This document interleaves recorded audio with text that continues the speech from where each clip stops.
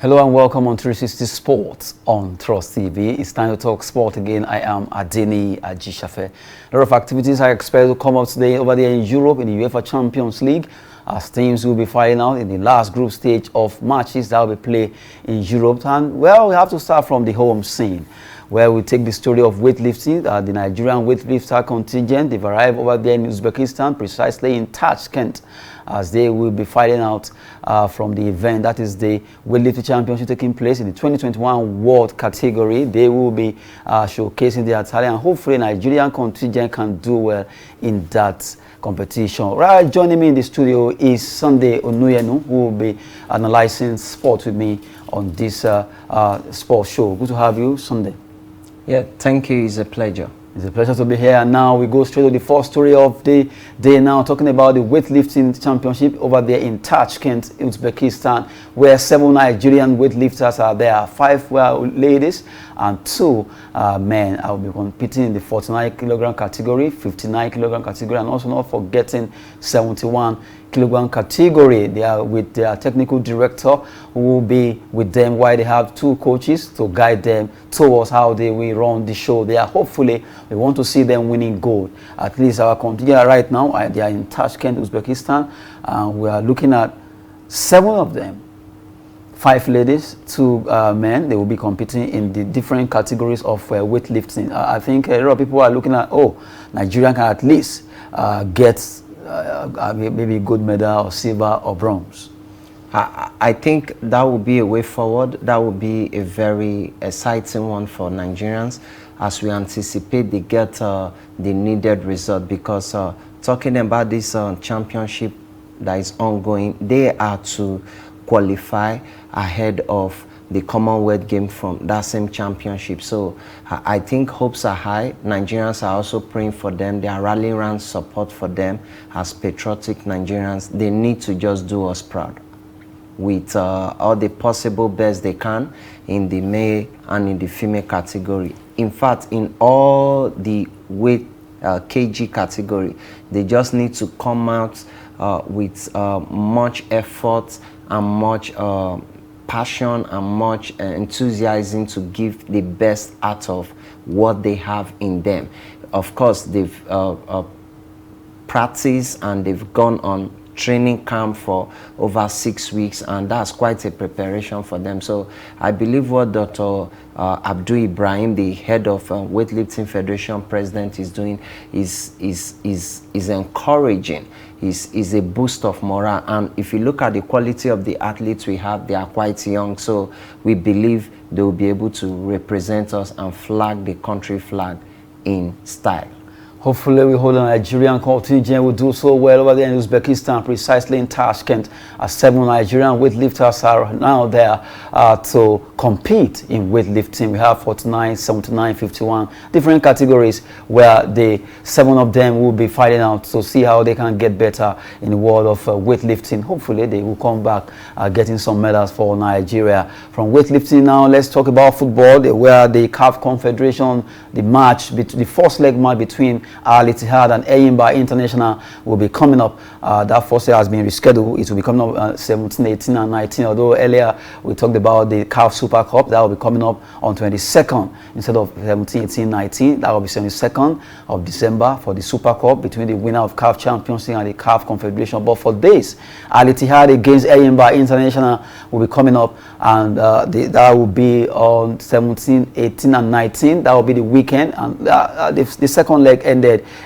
2-0 in favor of Eyimba here in Nigeria. And now the first leg that was postponed due to COVID-19 protocols, issue of restrictions then when they were about entering Tunisia, caused that delay in that game, and they had to shift the game. Now CAF came on Monday, they came up with the idea that, okay, this particular match will be coming up 17, 18, 19, that's the weekend of this month, and they will be facing Al-Ittihad. But the main thing is this: can Eyimba upstage Al-Ittihad? We know the way the North African teams with their the way they play their games and all that, but the way it is right now, we are leading with 2-0 in the second leg. So the first leg now. First leg 2 goal. No, the second leg has been played. So it's the first leg now that we want to play. Yes. I mean, for Enyimba to stand a chance to win, first they have to play as a team, and second they have to have this winning mentality. Enyimba is not a small club to come by in our own Premier League history, and of course they've been to the Continental severally, so they need to just give in the best they can, because so many Nigerians are looking out for them. The other country counterpart, I mean the Rivers United, has already crashed out, so now they had to ensure that they give the best out of them, or put in the best in them, and ensure they win, because playing against all these North African teams, they seems to be more prepared, if you use that word, and most times we just need to come out in full force, because Enyimba is not just a small team in the MPFL, neither is he a small team in the continental level. They've seen it before, they've tasted it, they've traveled before, they've played the matches, they've been on the weather, serene, and the environment before. So I believe they still have what it takes to win the games. All they need to do is to listen to the technical advisor and follow the due process in terms of their own football chemistry and team cohesion, and get the needed win. As it is right now, Enyimba International will be facing Al Ittihad in that game. But the main thing is that we are leading with 2-0 for a second leg. But the first leg has been rescheduled to come up 17, 18, and 19 of this month. Hopefully, Enyimba can scale through. They've been motivated by a lot of people for them to qualify for the next round of the CAF Confederation Cup. Rivers United are out. They've been dropped by Al Masry of Egypt, and now we are hoping that Al Ittihad of Libya will be defeated by Enyimba, so that at least we can still have one flag bearer there in the CAF Confederation. After all, we are no longer in the CAF Champions League, so we just want to hang on there, and hopefully the Enyimba International, they are talking about the team will fly high to represent Nigeria there. It will be very nice to have the team Enyimba still remaining in the CAF Confederation Cup. Now let's leave CAF Confederation, and at least if you look at North African teams, be it from Libya, Algeria, Morocco, Tunisia, even Morocco, Libya, even Sudan, one way or the other, Egypt, they have a way of coming to drop Nigerian teams, dropping us in either CAF Champions League or dropping us in CAF Confederation. Is always very common, but I think it's only Enyimba that has been able to stand that heat against all these North African with their antics, with their styles. Yes, I feel they do more of preparations, more of homework. It's not as if our Nigeria teams don't usually prepare.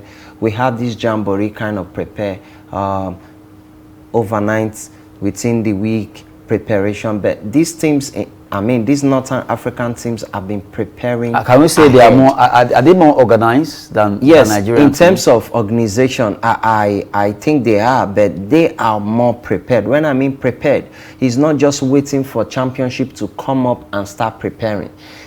Off season they have games they play, within the season they have games, pre-season they do a whole lot of football in and out activities, and they go on more training tours. I think that's a boost of morale.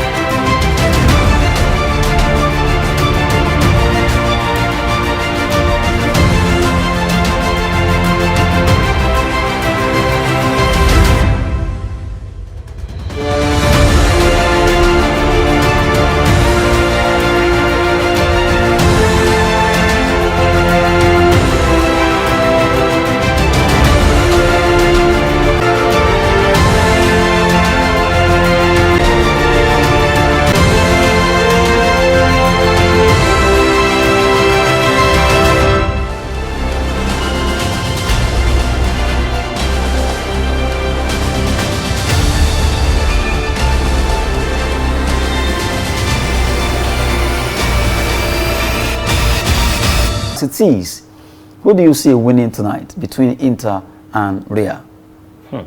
Inter and Real. I believe it's still a cracker if you ask me, because both teams has what it takes to win, and away from that, they know that this is the Champions League. It is not just a normal fixtures whereby you can just come and play casually. So it's going to be a highly intensive game, where full of more competitiveness, and of course, I believe both technical coaches will give the needed instructions to their player, and the wonderful result is going to be out soon as possible.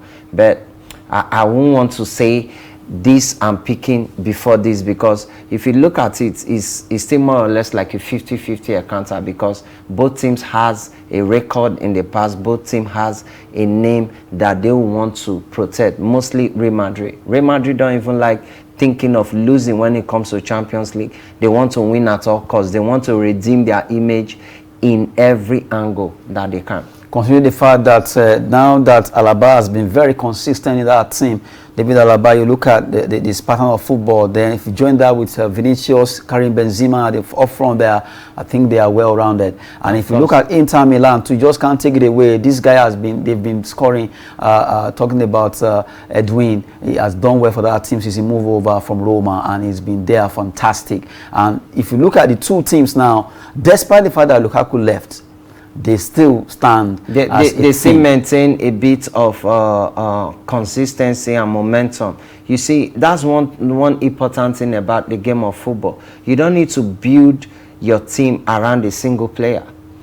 Cristiano Ronaldo left Juventus. It seems as if they are having so many lapses. Yes, and of course, Lionel Messi left Barcelona. It looks as if they are struggling. Not that it looks like it's you understand? happening. It's obvious. Yes. So if you build your team around a single player, it's quite a messy side for you. It's quite a touching side, because every team needs to have what it takes to win. So if you don't have what it takes to win up front, from the midfield, from the defensive angle, from the sideline, the flank, you have to just have what it takes to win. In spite of the fact that the players might not have make the needed name they need, but they should come up front as a winning mentality team, or as a team with a winning charisma, not just playing casually. And of course, Champions League, that's when you enjoy it most. Every team wants to give in their best for the record purpose.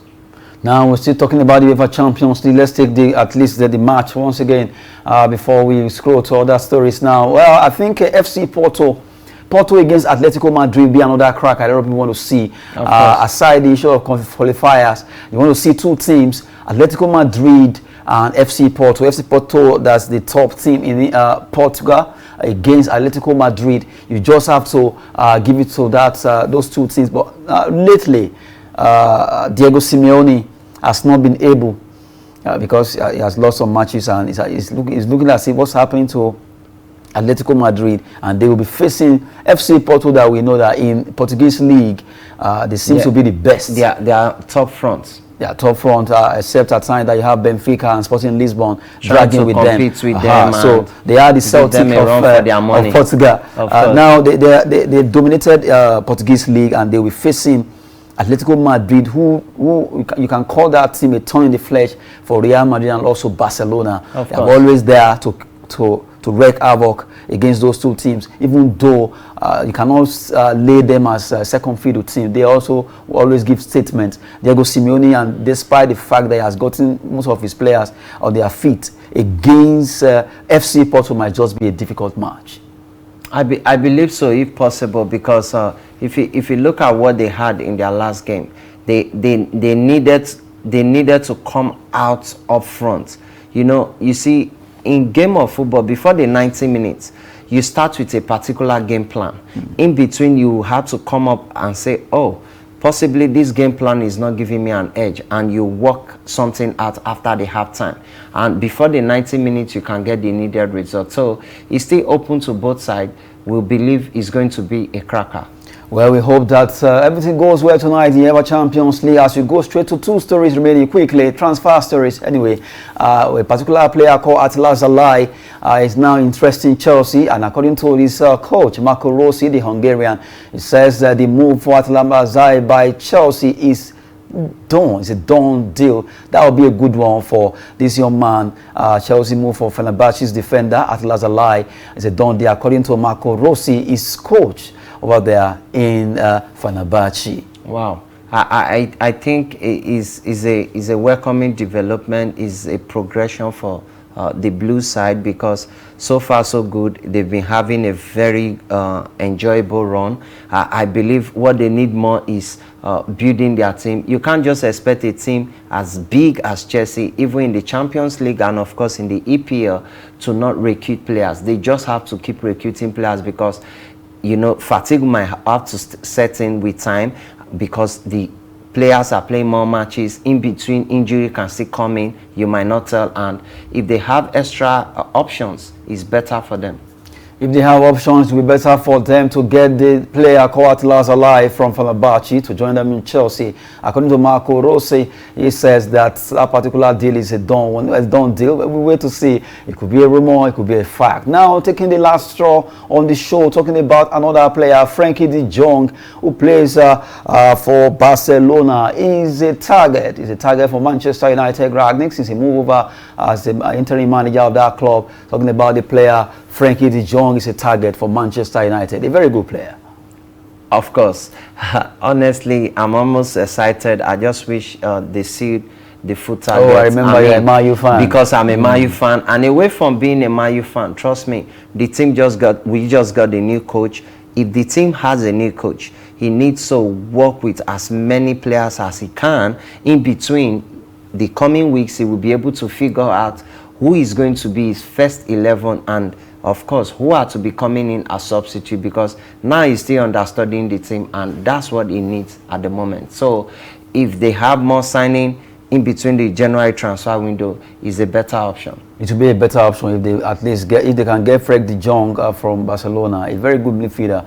Well, it's football, you know. You never can write up any business deal, because I will look at Barcelona really need this player. Why would they sell him? You see, sometimes it boils down to who need it most.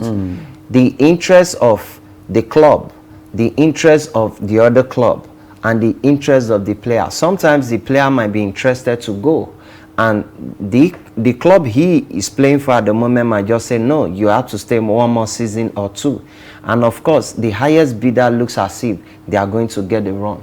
So it's possible it will come to Man U, because at the moment, Man U is not just ready to ensure they have good players. They are ready to have as many substitutes. So it's a better move. It's going to be a better move for Frank de Jong if he goes to Manchester, and according to Sunday, no one has been with us in the studio. Yes. Thanks for coming on the show. It's a pleasure. Thank well, you. That does it on our last straw for today on 360 Sport. Well, it's always business and fitness when it comes to 360 Sport. I am Ateni Achishafe. Thanks for watching.